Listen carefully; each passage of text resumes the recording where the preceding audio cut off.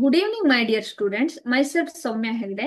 This is Sankalp Learning Solution. Today, we are taking another subtopic in D and F block element, that is formation of potassium permanganate. ನಾವು ಎಲ್ಲ ಒಂದು ಸ್ಕೂಲ್ಗಳಲ್ಲಿ, ಕಾಲೇಜಲ್ಲಿ, ಹೈಸ್ಕೂಲ್ಗಳಲ್ಲಿ ಎಲ್ಲ ಕಡೆ dichromate per ಮ್ಯಾಂಗನೇಟ್ ಅನ್ನು ನೋಡಿದೀವಲ್ವಾ. ಈ experiment ಅನ್ನು ಎಲ್ಲಾ ಕಡೆ ಮಾಡಿರ್ತಾರೆ.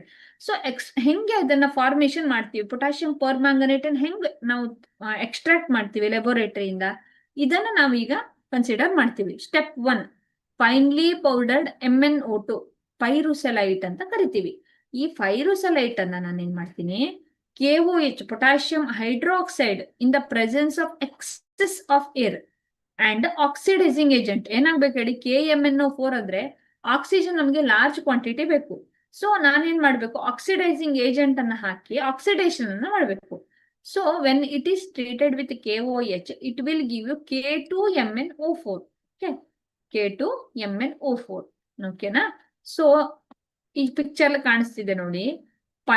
ಫೈನ್ಲಿ ಪೌಡರ್ಡ್ ಪೈರುಸಲೇಟು KOH ಅನ್ನ ಹಾಕ್ತಿವಿ.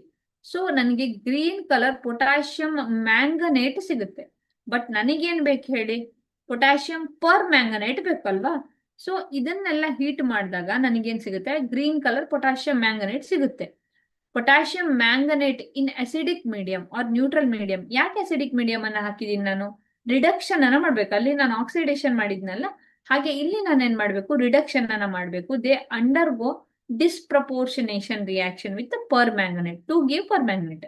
ಡಿಸ್ಪ್ರಪೋರ್ಷನೇಷನ್ ರಿಯಾಕ್ಷನ್ ಅಂದ್ರೆ ಏನ್ ಹೇಳಿ, ಯಾವಾಗ MnO2 ಹೈಡ್ರೋಜನ್ ಜೊತೆ ರಿಯಾಕ್ಟ್ ಆಗುತ್ತೋ ಇಟ್ ಅಂಡರ್ಗೋ ರಿಡಕ್ಷನ್ ಅಲ್ವಾ.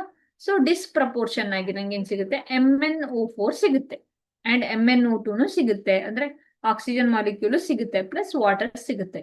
ಯಾವಾಗ ರಿಯಾಕ್ಟೆಂಟ್ ಈ ನ್ಯೂಟ್ರಲ್ ಸೊಲ್ಯೂಷನ್ ಗೆ H2SO4 ಅನ್ನ ಆಡ್ ಮಾಡ್ತೀನೋ, ಇಟ್ ಅಂಡರ್ಗೋ ಡಿಸ್ಪ್ರಪೋರ್ಷನ್. ಆ ಡಿಸ್ಪ್ರಪೋರ್ಷನ್ ಆಗಿ MnO4 ಸಿಗುತ್ತೆ. ದಟ್ ಈಸ್ KMnO4 ನಂಗೆ ಸಿಗುತ್ತೆ.